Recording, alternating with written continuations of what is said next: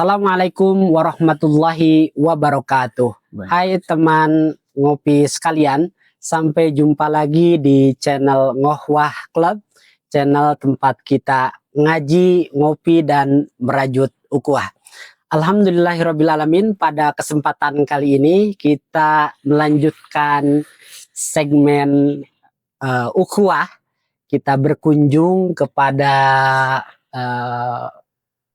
saudara kita, dan pada kesempatan ini nanti kita akan diskusi, ngobrol-ngobrol bagaimana pengalaman beliau.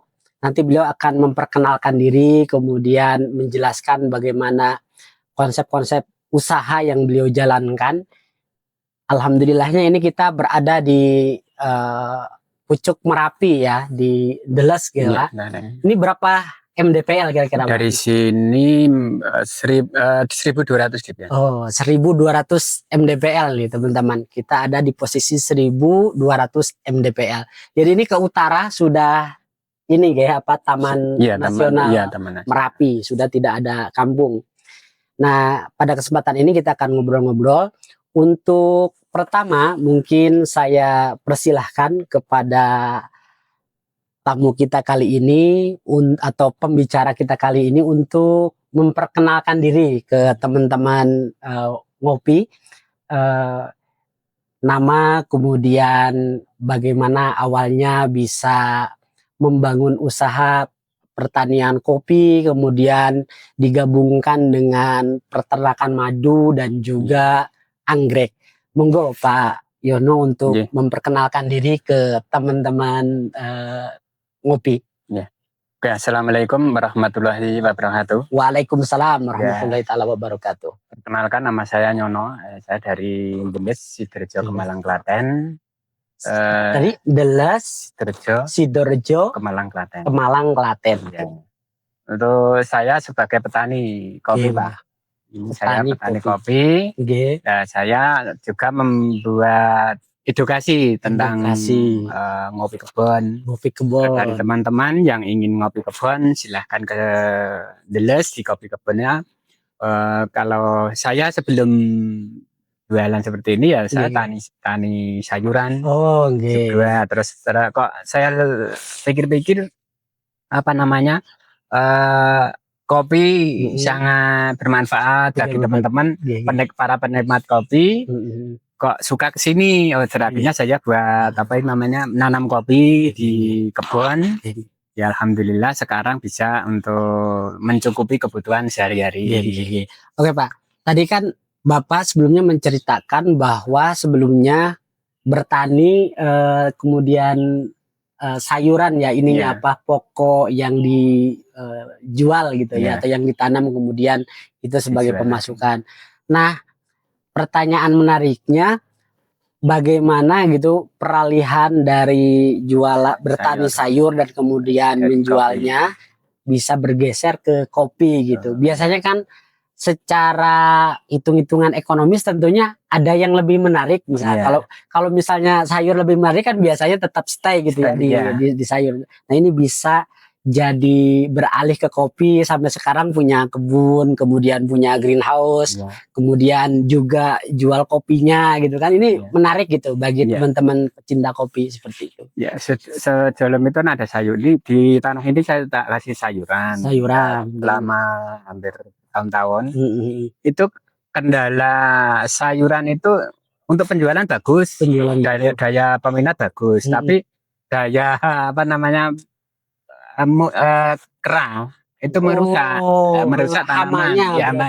Hamanya itu kera. Nah, setelah itu kera merusak alam, kok merusak apa namanya tanaman sayuran, kok lebih baik, saya pikir lebih baik coba nanam kopi. Ya, terus setelah ada kopi, kok penjualan kopi kok lebih bagus. Saya pikir kok kera nggak mau makan itu loh. Akhirnya ya saya balik nanam apa namanya kopi. Nah, tahun berapa nih Pak mulai merintis nanam kopi nih? Nah, kalau untuk nanam kopi itu saya dari nenek moyang saya. Jadi udah ada gitu. Tidak ada, tapi cuman untuk pinggir, yang tengah sayuran itu. Oh, jadi cuman kayak ininya ya, tanaman pendamping aja. Iya, pendamping perbatasan. Perbatasan. Ya. Nah, setelah itu untuk apa ya, penikmat kopi kok kesini lihat kopinya bagus katanya gitu, karena Pak dirasakan seperti ini. Saya terus akhirnya ya nanam kopi semua, akhirnya saya tanamin kopi. Ya, setelah itu dari pengunjung dari manapun penjuru itu pada apa namanya ingin ngopi di kebun. Ya setiap 1 minggu itu ya bisa 5 kali pertemuan. 5 kali pertemuan ya. Itu ada dari Jogja, Solo, ya entah dari mana-mana juga. Nah, berarti kan sekarang udah dalam ini fokus di kopi gitu. Kemudian kami juga melihat ini ada madu ya di selang-seling gitu. Ada anggrek juga. Kalau untuk madu itu sudah mulai bareng kopi juga atau mungkin itu menyusul belakangan atau seperti apa? Untuk lebah Cirana itu menyusul. Oh, ini jenisnya itu Cirana. Ya, Cirana, lebah Cirana itu menyusul karena sebelum ada lebah itu harus nanam tanaman sekitar dulu. Ada kopi, bunga kopi, apa kaliandra dan sekeliling gitu, mulipora, lebahnya itu pemakan itu. Nah, setelah itu untuk kapasitas saya kan sedikit, akhirnya saya buat kelompok. Ada kelompok tani untuk lebah tersebut peternak lebah. Akhirnya saya jadikan satu untuk musyawarah bapak-bapak. Ya umurnya sudah di atas 50 tahun itu karena kan apa ya namanya lebah itu kan cuma samben, tidak terfokus hari itu harus kerja enggak. Kadang kan panennya 6 bulan sekali, 5 bulan sekali. Nah itu sekarang punya sekitar 140 koloni dari kelompok kami. 140 ya. Itu 6 bulan sekali panennya. Iya itu dari awalnya 6 bulan. Tapi kan selama ada 100 koloni itu kan bisa berputar. Taruhlah satu bulan 10 koloni, berarti bulan ini setelah merata sampai 10 kali putaran. Berarti kan nggak sampai 1 bulan gitu ya. Berarti untuk sekarang ini bisa 1 bulan sekali. 1 bulan sekali dari kelompok tani yang Bapak ini ya, yang Bapak kumpulkan itu. Oke, kemudian ini ya, kalau misalnya apa untuk proses pengelolaan kopi itu kan setelah dipanen biasanya kan ada prosesnya. Nah yang menarik kalau saya lihat kan Bapak punya ininya ya, greenhouse-nya lah untuk proses pasca panennya. Dan biasanya kan nggak semua petani itu biasanya dikelola langsung. Misalnya kadang tik merah langsung dijual ke tengkulak. Bapak ini diproses mandiri gitu. Bahkan sudah sampai tahapan memasarkannya juga gitu. Termasuk kan saya sering juga COD di mana di Jogja gitu, ketemu dengan itu sampai mampu memproses kemudian bisa menjualnya, itu lika-likunya, pengalamannya itu seperti apa Pak? Mungkin kita bisa diceritakan ke teman-teman ngopi, barangkali teman-teman ngopi bisa ngambil hikmah terus inspirasi gitu dari kisah yang disampaikan oleh Pak Yon. Untuk kopi itu kan bermacam-macam. Macam-macam. Seandainya satu pohon itu kan kita proses bisa menjadi natural, honey, kopi asap, terus kopi double shot.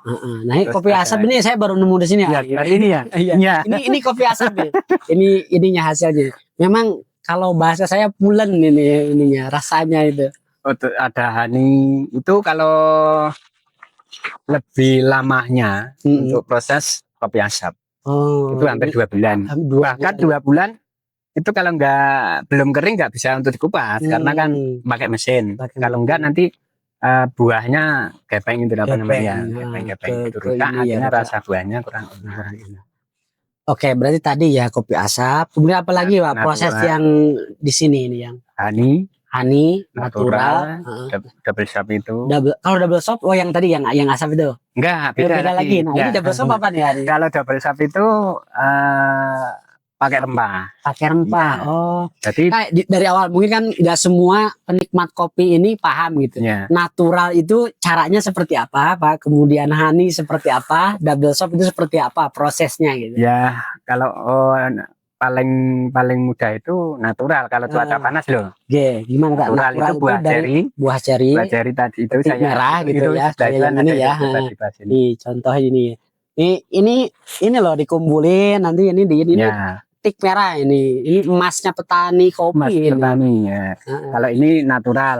Natural ini kita, ya. Seandainya kita apa namanya petik, langsung diamkan sehari biar getahnya oh ini dulu jadi ini dulu diamkan. Setelah itu nanti kita pipis, kita ratakan, kita pipis sampai kering. Dijemur ya, dijemur di itu di tempatnya ini di ya. sini greenhouse-nya ya. Ya kalau honey ini di buah kopi ini kita kupas pakai mesin. Kita diamkan, semalam. Oh, ya. Jadi dikupas dulu nih teman-teman kayak gini.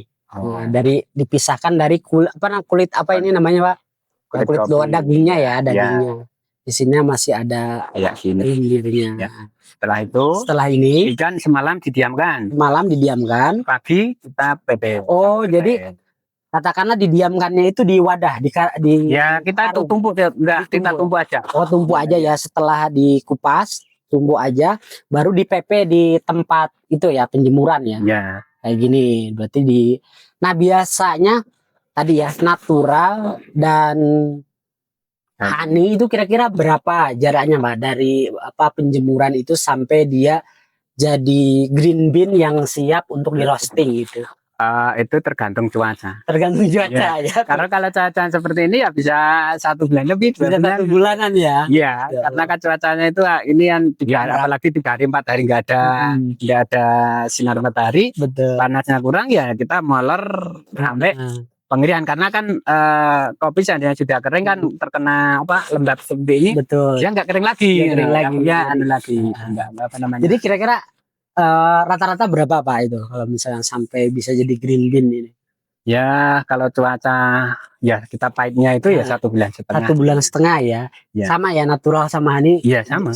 Kira-kira tapi tergantung cuaca. Saya tidak memastikan 1 bulan setengah. Kalau cuaca kering ya itu. Panas itu bisa lebih cepat. Ya. Sebulan bisa kalau cuacanya panas seperti di kota-kota itu ya cepat. Kalau di sini ya. ini teman-teman ini benar-benar ini barusan itu agak kabut kayak mau hujan gerimis tiba-tiba sekarang agak terang. Jadi memang kondisi alamnya seperti ini. Jadi tidak bisa dipastikan ini musim kemarau gitu. Jadi panas terus gitu ya di lereng Merapi ya seperti ini gitu. Tiba-tiba kabut, tiba-tiba terang gitu. Jadi ya kira-kira kalau misalnya dari mulai panen sampai kemudian bisa di roasting itu kira-kira segitu ya 1 bulan setengah paling cepat 1 bulan. Oke, terus tadi double shop. Nah double shop ini gimana Pak? Kalau double shop itu ya juga kita lihat cuaca.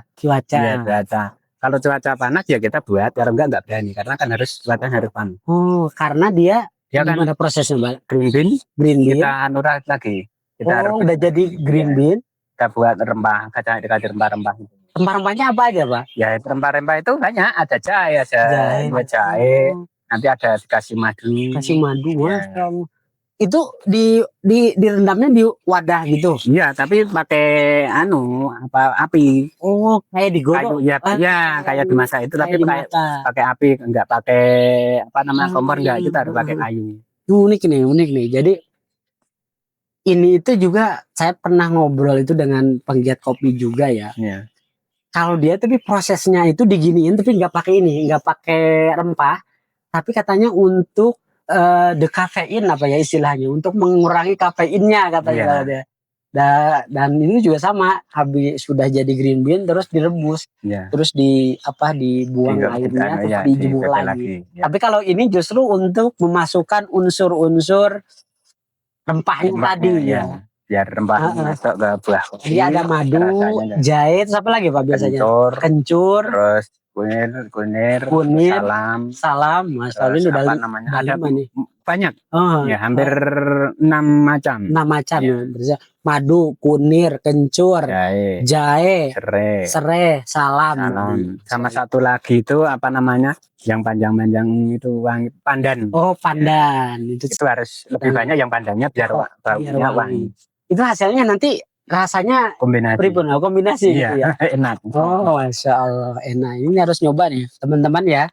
Teman-teman yang dengar video ini kalau mau merasakan kopi double shop ya istilahnya, bisa berkunjung ke Ndeles ya nanti. Omah apa nih kira? Omah Deles. Omah Deles. Izinnya di Omah Deles. Omah Deles. Nanti kita teman-teman bisa searching, bisa berkunjung ke sini. Macam-macam tadi ya, ada honey, kemudian ada natural, kemudian ada workshop. Terus apa lagi Pak? Ininya proses pasca panennya ini. Ya, wine kan. Kalau wine itu buah ceri seperti ini. Ceri seperti kita ini. diamkan dulu. Semalam. Setelah itu kita masukkan ke tong. Tong. Tadi ada di sana ya, apa? Apa itu bekas apa? Le minerale itu apa galon minerale. Ya, itu dimasukkan ke situ. Ya. Selama berapa? 1,5 bulan. Masya Allah. Jadi proses fermentasinya pakai air nggak Pak itu kalau kayak? Enggak. Oh, jadi ini aja ya, kopi aja ya. Itu 1,5 bulan. Nanti kita PP 1 bulan. 1 bulan. Itu lama berarti ya. Ya, butuhkan taruhlah 3 bulan lah. 3 bulan ya. Wine itu baru jadi green bean kita. Roasting gitu ada kan. Kalau khasnya wine Merapi sini apa Pak? Kalau misalkan kayak Gayo itu ininya kuat ya, apa kecutnya tuh kuat. Kalau di sini gimana? Asamnya juga banyak ada, pahitnya ada, baunya juga enak. Terus apa namanya, gurihnya juga ada. Yang cenderung malah pahitnya kurang. Pahitnya yang enggak ada khasnya itu ya, rasa yang timbul dari rasa wine-nya Merapi. Oh ya, ini di sini Arabica ya rata-rata. Ya, kalau di sini Arabica. Kalau varietasnya apa aja Pak yang di? Ada Sidara Rutang, ada Longberry, Tipika itu, terus apa namanya? Kalau yang kuning, itu yang kuning itu yellow ya. Itu tadi itu bagus banget tuh, menarik.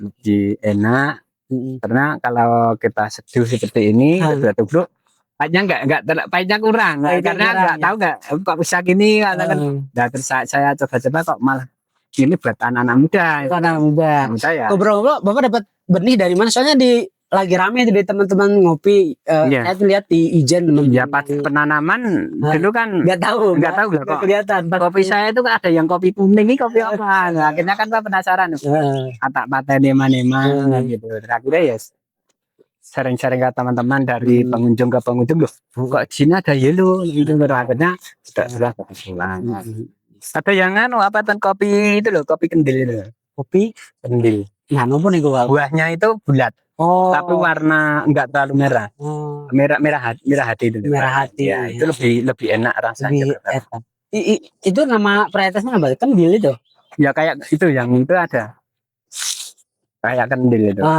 Tapi ya memang tingkat rasa buahnya. Rasa buahnya enak. Tapi untuk saya ya cuma kombinasi dan satu. Dijadikan satu. Cuma yang saya bedakan cuma yang yellow aja ya. Karena mereka banyak diburu tuh Pak. Kalau saya lihat di ini, saya lihat tuh di teman-teman ini Ijen itu yang lagi pada mau apa buat khusus yellow semua itu ada.